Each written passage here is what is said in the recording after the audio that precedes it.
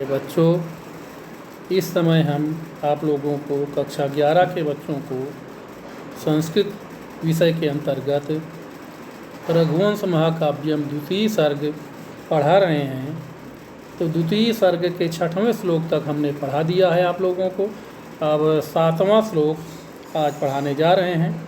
तो ये राजीव प्रकाशन की पुस्तक में पेज नंबर 114 में है, सबसे नीचे।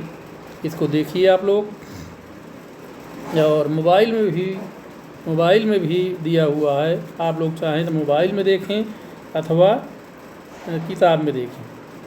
तो राजा दिलीप की तत्कालीन शोभा का वर्णन इसमें किया गया है।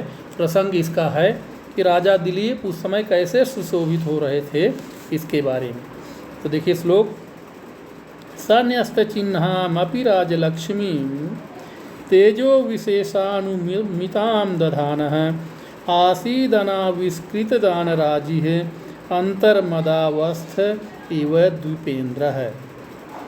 अब बच्चों, इसका शब्द के हिसाब से अर्थ देख लीजिए। शब्द के हिसाब से जैसे श्लोक दिया हुआ उसी के हिसाब से, स माने वह राजा दिलीप, न्यस्त चिन्हाम आपी, न्यस्त माने छोड़ देना, चिन्ह माने राज चिन्ह, आपी माने भी, यानी राज चिन्ह को छोड़ देने पर भी, राजलक्ष्मी माने राजलक्ष्मी के, और तेजो विशेषानुमिताम, तेज विशेष से अनुमान लगाए जाने वाले, दधाना माने धारण करता हुआ, आसीद माने था, अनाविष्कृत दान राजी है, जिसकी मद रेखा नहीं झलक रही थी। अनाविष्कृत दान राजी है, यानी जिसकी मद रेखा नहीं झलक रही थी। तो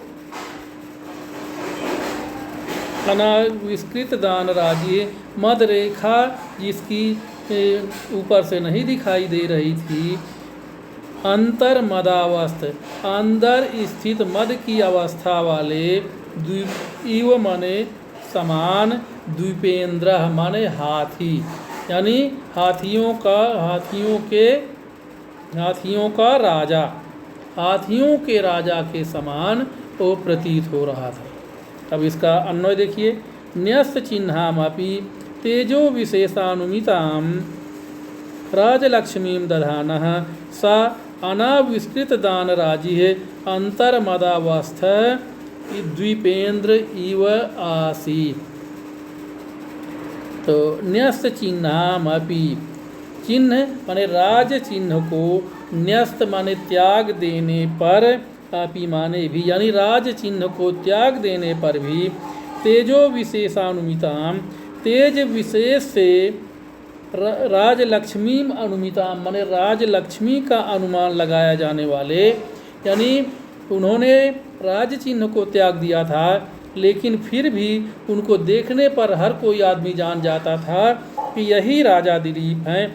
इसलिए तेज विशेष से राजलक्ष्मी का अनुमान लगाए जाने वाले, राजलक्ष्मी दधाना है, मैंने राजलक्ष्मी के चिन्हों को धारण करने वाला, दधाना माने धारण करने वाले, स माने वह राजा दिलीप, अनाविष्कृत दान राजी है, यानी बाहर जिसकी मद रेखा न प्रकट हो रही हो। अनाविष्कृत दान राजी, जिसके मद की रेखा प्रकट न हो।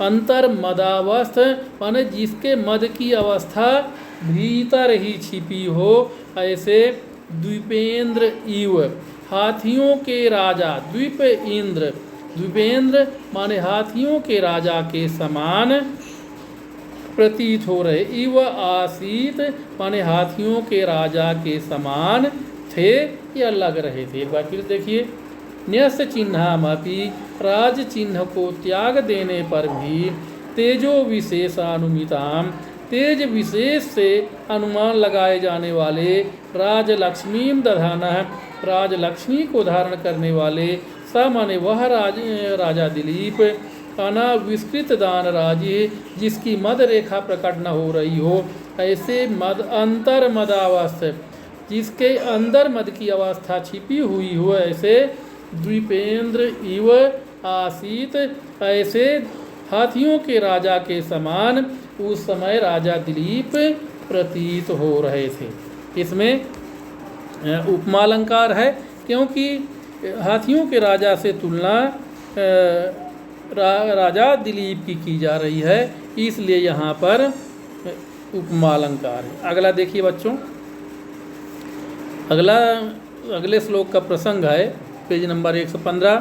प्रसंग है राजा दिलीप के वन विचरण का वर्णन इसमें किया गया। वन में मतलब राजा दिलीप नंदिनी गाय को चराने के बहाने वन में विचरण कर रहे हैं, तो उसके बारे में कह रहा है कि लता प्रतानोद्ग्रथितैः सकेशैः अधिज्य धन्वा विचचारदामं रक्षापदेशान् मुनिहोमधेनोः वन्यान् विनेश्यन्निव दुष्ट सत्वान्। तो लता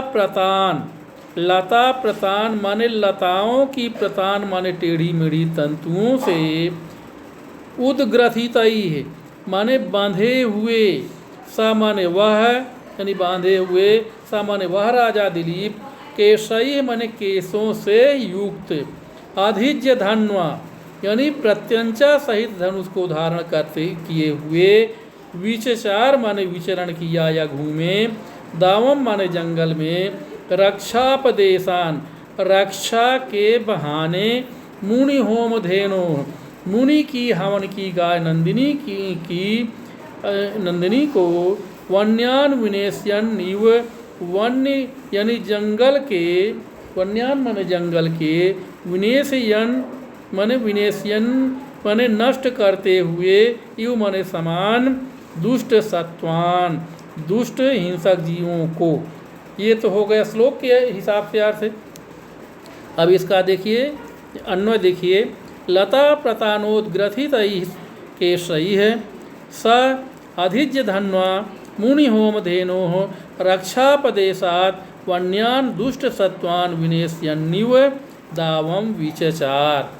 इसका अर्थ देखिए, लता प्रतानोद्ग्रथितैः, लता प्रतानोद्ग्रथितैः, लता प्रतान माने लताओं की, प्रतान माने टेढ़ी मेढ़ी तंतुओं से, ग्रथितैः माने बांधे हुए, केशैः माने बालों को लताओं की टेढ़ी मेढ़ी तंतुओं से बांधे हुए। यानी जंगल में नंदिनी गाय के साथ जा रहे हैं तो जंगल में बहुत सी टेढ़ी मेढ़ी तंतुएं होती, लताएं होती हैं, उन्हीं से अपने बालों को बांध लिए हैं, क्योंकि बाल उनके बड़े बड़े हैं, राजा लोग बाल बड़े बड़े रखते थे। इसलिए कह रहा है कि लता प्रतानोद्ग्रथितैः केशैः, लताओं की टेढ़ी मेढ़ी तंतुओं से, केशैः माने बालों को, ग्रथितैः माने बांधे हुए, स माने वह राजा दिलीप, अधिज्य धन्वा प्रत्यंचा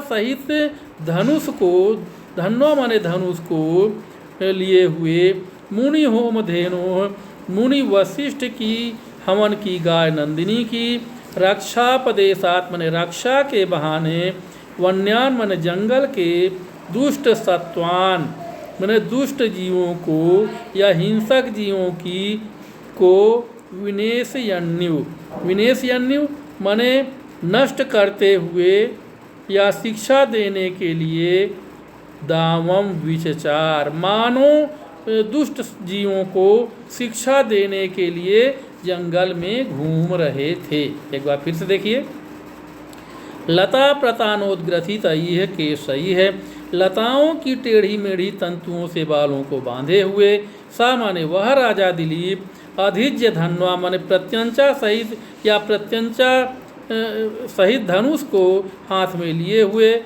या प्रत्यंचा सहित धनुष वाले वह राजा दिलीप, मुनि होम धेनो माने मुनि वशिष्ठ की गाय नंदिनी की, रक्षापदेशात् माने रक्षा के बहाने, वन्यान दुष्ट सत्वान वन के दुष्ट जीवों को, हिंसक जीवों को, विनेश्यन्यु माने नष्ट करते हुए या शिक्षा देते हुए, मानो विचचार दावम विचार, विनेश्यन्यु दावम विचचार मानो जंगली जीवों को शिक्षा देते हुए, जंगली दुष्ट जीवों को शिक्षा देते हुए जंगल में विचरण किया।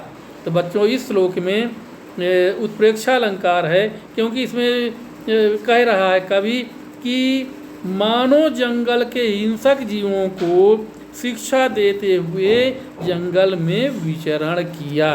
तो बच्चों आज के लिए इतना ही। इसके बाद आगे का पाठ कल पढ़ाएंगे। धन्यवाद।